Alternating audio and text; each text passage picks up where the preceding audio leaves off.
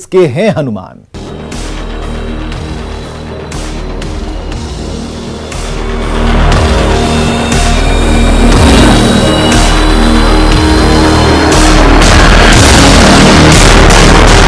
तो पटना का हनुमान मंदिर विवादों में है। विवाद है मालिकाना हक को लेकर। अयोध्या के हनुमानगढ़ी मंदिर ने हनुमान मंदिर पर मालिकाना हक का दावा ठोक दिया। इसके लिए हनुमानगढ़ी ने बिहार राज्य धार्मिक न्यास परिषद को पत्र लिखा है और साथ ही इसके लिए हस्ताक्षर अभियान भी चलाया जा रहा है।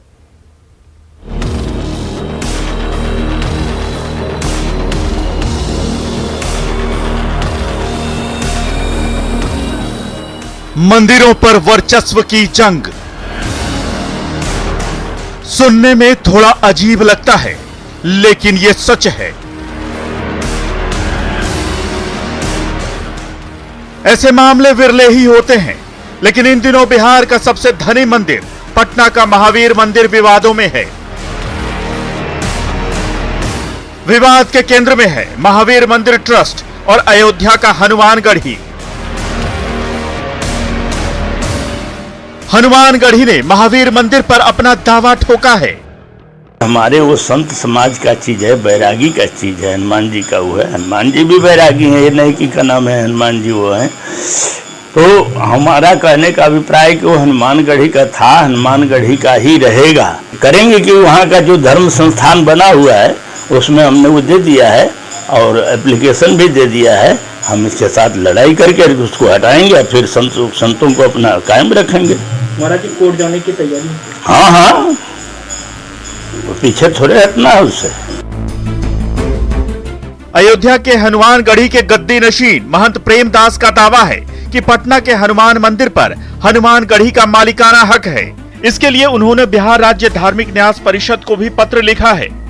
हनुमानगढ़ी के धर्माचार्य और गद्दी नशीन महंत प्रेमदास का दावा है कि पंच महानंदी अखाड़ा हनुमानगढ़ी से ही पटना के महावीर मंदिर का संचालन होता था। ऐसे में पटना के हनुमान मंदिर और इसकी सारी संपत्तियों पर हनुमानगढ़ी का हक है। इसके लिए महंत प्रेमदास अदालत का दरवाजा खटखटाने की बात भी कर रहे हैं, लेकिन महावीर मंदिर का संचालन करने वाले महावीर मंदिर ट्रस्ट के सचिव किशोर कुणाल के मुताबिक इसके पीछे हनुमानगढ़ी की मंशा आर्थिक है। हनुमानगढ़ी के नए महंत गद्दी नशीन जी आए हैं, उनको लगा कि महावीर मंदिर के पास कितना पैसा है, ये हम दावा कर दें तो बैठे बैठे करोड़ रुपए मिलेंगे। तो उनके पास कोई दावा नहीं है। 1948 के फैसले में महावीर मंदिर का इतिहास लिखा हुआ है, हाईकोर्ट का फैसला है। कोई सरोकार उनसे लेना देना नहीं है। 1987 में जो स्कीम बनी है उसके खिलाफ लोग हाईकोर्ट गए, सुप्रीम कोर्ट गए, सब जगह से उस स्कीम पर मुहर लगी है। तो सुप्रीम कोर्ट का आदेश देश में चलेगा या गद्दी नसीन जी का चलेगा? गद्दी नसीन जी को दुष्प्रचार कर रहे हैं। आचार्य किशोर कुणाल के मुताबिक हनुमानगढ़ी की नजर महावीर मंदिर के खजाने और इसकी कमाई पर है और यही विवाद की मुख्य और एकमात्र वजह है। महावीर मंदिर के इतिहास में ऐसा पहली बार हुआ है जब हनुमानगढ़ी अयोध्या ने मंदिर पर अपना दावा पेश किया है। मंदिर पर अपने दावों को लेकर हनुमानगढ़ी ने बिहार राज्य धार्मिक न्यास परिषद को पत्र भी लिखा है। साथ ही महावीर मंदिर को अपने नियंत्रण में लेने के लिए अयोध्या में हस्ताक्षर अभियान भी चलाया जा रहा है, लेकिन किशोर कुणाल इसे महज खोखला दावा बताते हैं। पुराने विवाद बताते तो शुरू में 87 में बना, ये हाई कोर्ट सुप्रीम कोर्ट तक गया, तो सुप्रीम कोर्ट के ऊपर कोई नहीं ना है। अभी लालच के चलते कि महावीर मंदिर इतना काम कर रहा है, हम सब पर अधिकार कर ले, इसलिए बदले। तो सर आगे पटना का महावीर मंदिर क्या कुछ एक्शन लेने वाला है? कुछ ऐसा है कि कुछ नहीं होगा। इस देश में, स्वतंत्र भारत में कोई भी कहीं भी मुकदमा दायर कर सकता है। मैं भी कल दावा कर दूं कि ताजमहल मेरा है, तिरुपति पर मैं मुकदमा दायर कर दूं, वैसे दायर कर रहे हैं। हनुमान मंदिर ट्रस्ट अब कोर्ट का रुख करने की बात कर रहा है। किशोर कुणाल का कहना है कि महावीर मंदिर को लेकर कई बार कोर्ट में मुकदमे हुए हैं, लेकिन हर बार महावीर न्यास ट्रस्ट के पक्ष में फैसला हुआ है। इन मुकदमों में कभी हनुमानगढ़ी मंदिर का जिक्र तक नहीं हुआ। उनके मुताबिक न तो बिहार राज्य धार्मिक न्यास परिषद और न ही कोर्ट में कहीं भी हनुमानगढ़ी का दावा नहीं टिकेगा।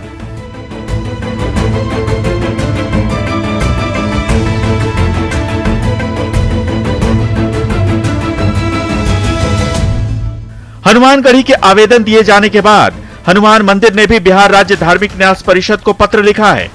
न्यास परिषद अब इस मामले की सुनवाई सितंबर में करने वाला है। पटना से आनंद अमृतराज के साथ ब्यूरो रिपोर्ट, न्यूज 18। दशकों के इतिहास में यह पहली बार है जब महावीर मंदिर पर मालिकाना हक को लेकर विवाद हुआ हो।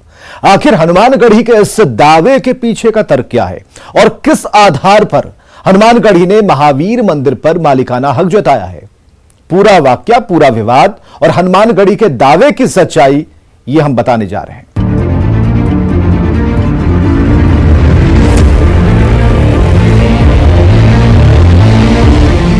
पटना के महावीर मंदिर और अयोध्या के हनुमानगढ़ी के बीच मालिकाना हक को लेकर विवाद बढ़ता ही जा रहा है।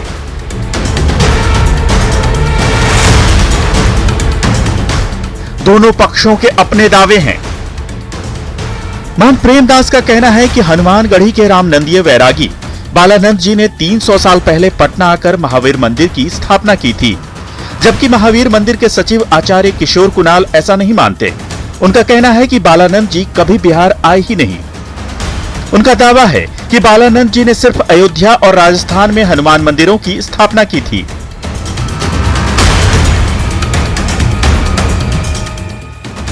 महंत प्रेमदास का दावा है कि महावीर मंदिर में शुरुआत से ही महंत की परंपरा रही है, लेकिन किशोर कुणाल ने उसे खत्म कर दिया।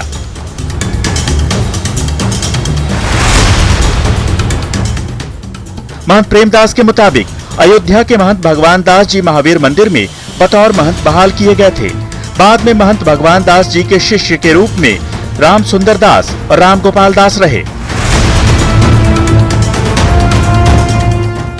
महंत प्रेमदास इसी तर्क के आधार पर दावा कर रहे हैं कि पंच रामानंदी अखाड़ा हनुमानगढ़ी से ही महावीर मंदिर का संचालन होता रहा है, जबकि आचार्य किशोर कुणाल महंत प्रेमदास के आरोपों को सिरे से खारिज करते हैं। उनका कहना है कि महंत प्रेमदास महावीर मंदिर पर अपना दावा मजबूत करने के लिए उनके खिलाफ दुष्प्रचार कर रहे हैं। यही नहीं, किशोर कुणाल महंत प्रेमदास से 3 सवाल भी करते हैं। वो वैसा होगा तो उनको हम लोग घेर रहे हैं। 3 सवाल मेरे गद्दी नसीन जी से हैं कि हम महावीर मंदिर का सालाना आय व्यय प्रेस के माध्यम से, इलेक्ट्रॉनिक मीडिया के माध्यम से पूरी जनता को देते हैं। वो 10 साल की भी आय या 5 साल की भी आय व्यय बतला दें, या 4 साल से वो गद्दी नसीन है कि महावीर हनुमानगढ़ी की क्या है, क्या व्यय है, बाकी पैसा कहाँ जाता है, एक वो दे दे। दूसरा मेरा कहना है कि महावीर मंदिर ने इतने प्रकल्प चलाए, इतना जनहित में काम किया, आपने क्या किया? हमसे तो 10 गुना भीड़ आपके यहाँ है, 10 गुना आपके यहाँ आया है, तो पैसा कहाँ जाता है? तीसरी बात मुझे उनसे कहनी है कि यहाँ एक जो दलित पुजारी आए थे, वो भेजे गए थे गुरु रविदास मंदिर अयोध्या के द्वारा, 28 साल रहे। उन्होंने उन पर विवाह करने और कुछ कारण से, कई कारणों से उनको हटा दिया। दूसरा पुजारी अभी दलित आचार्य पुजारी आचार्य अवधेश दास जी आए हैं। अब हनुमानगढ़ी वाले कह रहे हैं कि नहीं, आप उन्हीं को रखिए। आदेश दिया है गद्दी नसीन ने कि इनको नियुक्त किया जाता है। आप कौन नियुक्त करने वाले होते हैं?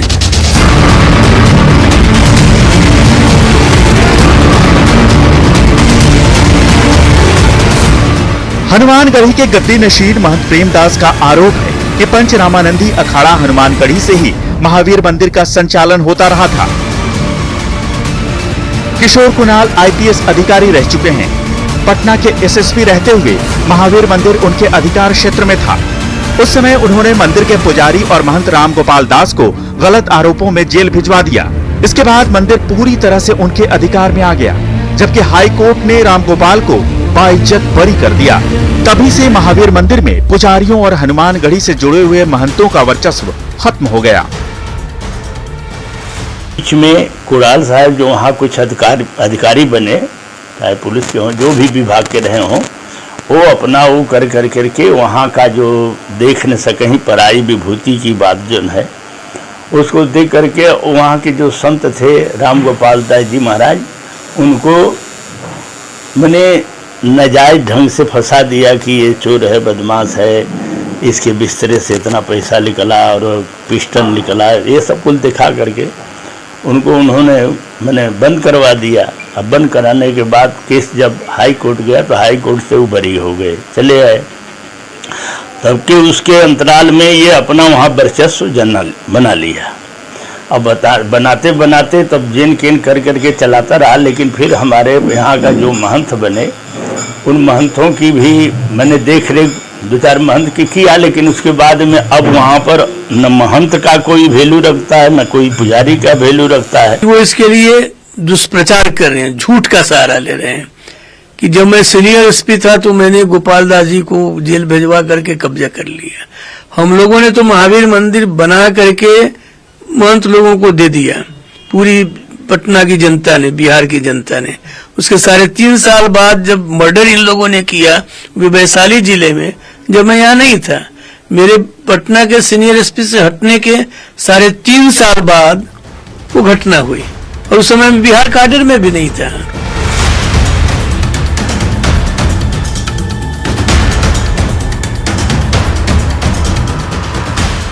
महावीर मंदिर पर उठे इस विवाद के बाद आचार्य किशोर कुणाल का कहना है कि हनुमानगढ़ी से महावीर मंदिर का कोई वास्ता नहीं रहा है। उनका कहना है कि महावीर मंदिर पटना उच्च न्यायालय के आदेश से एक सार्वजनिक मंदिर है। 1935 से इसका संचालन न्यास समिति के द्वारा होता रहा है।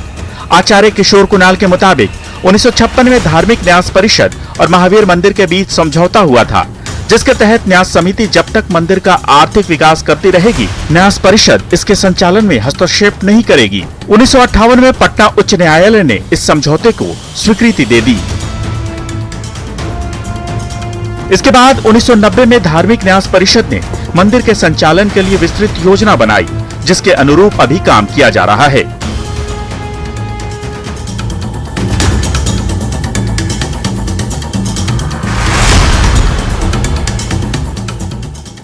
पटना महावीर मंदिर में शुरू से ही देश भर के विभिन्न मठ मंदिरों से पुजारी नियुक्त होते रहे हैं। साल 1987 में महावीर मंदिर ट्रस्ट बनाया गया। ट्रस्ट बनने के बाद 1987 से 1993 तक कांची मठ के महंत यहाँ पूजा कराते थे। 1993 के बाद रविदास मंदिर अयोध्या से पुजारी नियुक्त किए गए। 1996 में हनुमानगढ़ी मंदिर से पुजारी महावीर मंदिर में पूजा कराने के लिए आए। पिछले 9 सालों से यहाँ हनुमानगढ़ी अयोध्या से उमाशंकर दास पुजारी नियुक्त किए गए थे, लेकिन कुछ विवाद होने के बाद कुछ समय पहले उन्हें हटा दिया गया। इसके बाद हनुमानगढ़ी ने पिछले दिनों सूर्यवंशी दास पलाहरी को महावीर मंदिर का मुख्य पुजारी नियुक्त किया। इसी को आधार बनाकर हनुमानगढ़ी ने हस्ताक्षर अभियान चलाकर हनुमान मंदिर पर दावा किया है। ताजा विवाद यहीं से शुरू हुआ है। किया इसलिए कि पहले एक यहाँ पुजारी हटाए गए, फिर उसको हमारे जो दूसरे पुजारी थे उनको सामने खड़ा करके मोहरा बनाया, और उसके बाद यही उन लोगों को लगा कि यदि हनुमानगढ़ी का दावा हो जाता है महावीर मंदिर पर तो फिर एक पुरानी व्यवस्था आ जाएगी, जिस व्यवस्था में सालाना ये लोग 11,000 रुपया वार्षिक आय दिखलाते थे। दूसरी बात इन लोगों को लगी कि जो अभी प्रकल्प चल रहे हैं चलेंगे नहीं चलेंगे, लेकिन सब पर उनका अधिकार हो जाएगा।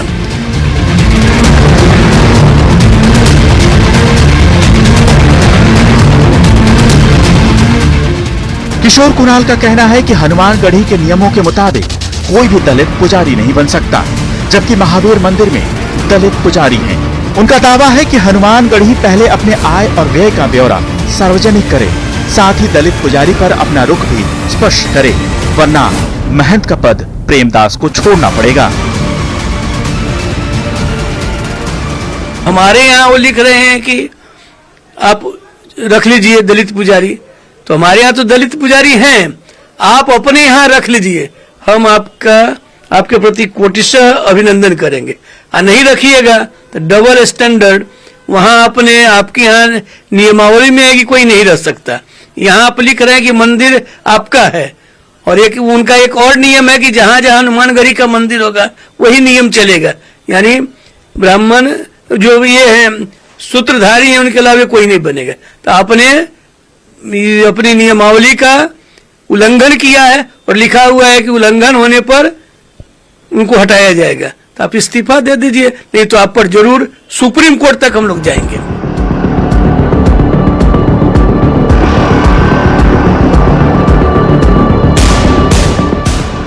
देश के अग्रणी हनुमान मंदिरों में एक पटना के महावीर मंदिर का स्थान उत्तर भारत के प्रमुख मंदिरों की आमदनी में दूसरा है।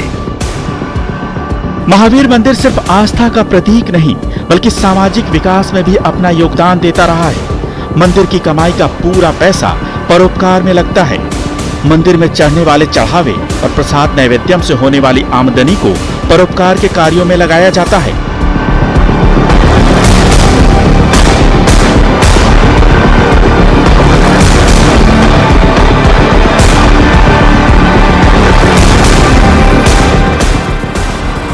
मंदिर की कमाई से महावीर कैंसर संस्थान, महावीर वात्सल्य, महावीर आरोग्य संस्थान और महावीर नेत्रालय जैसे अस्पतालों का संचालन होता है।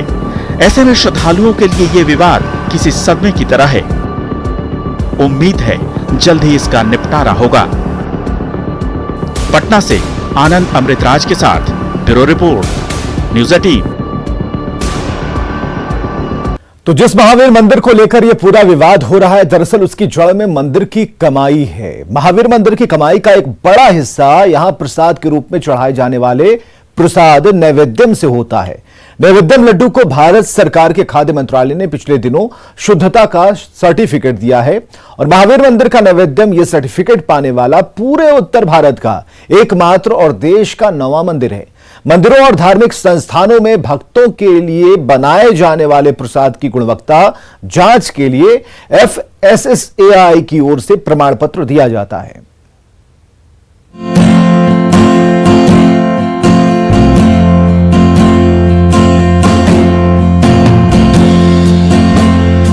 अगर महावीर मंदिर पटना की पहचान है तो नैवेद्यम महावीर मंदिर की। घी, बेसन, केसर और मेवे से बने नैवेद्यम का स्वाद जिसने एक बार लिया उसे वो ताउम्र याद रखता है।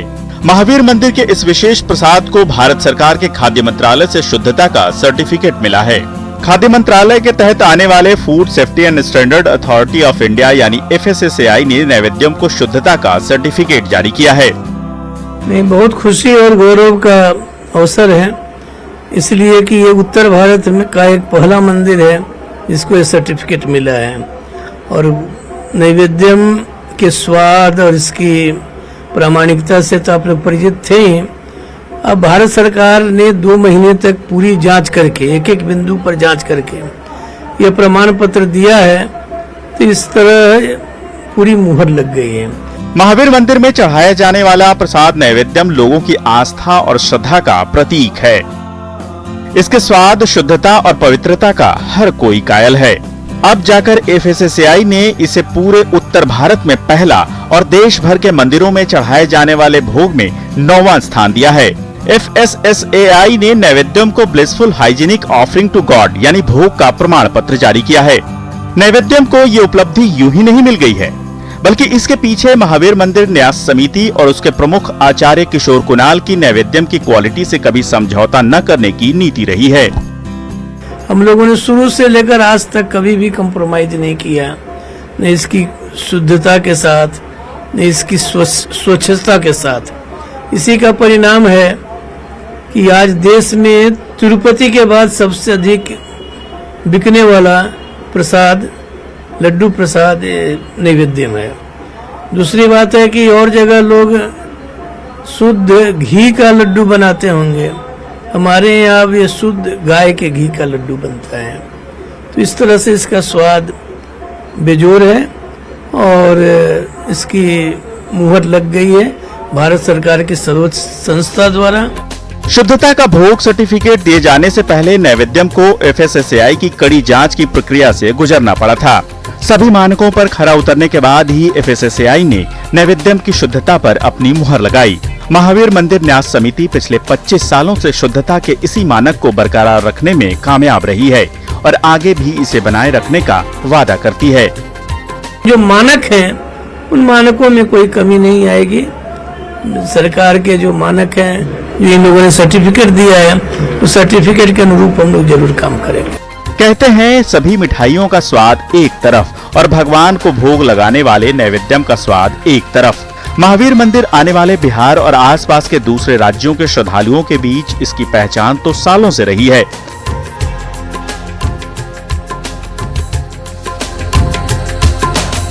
लेकिन इस सर्टिफिकेट के बाद निश्चित तौर पर इसके स्वाद और शुद्धता की ख्याति देश भर में होगी।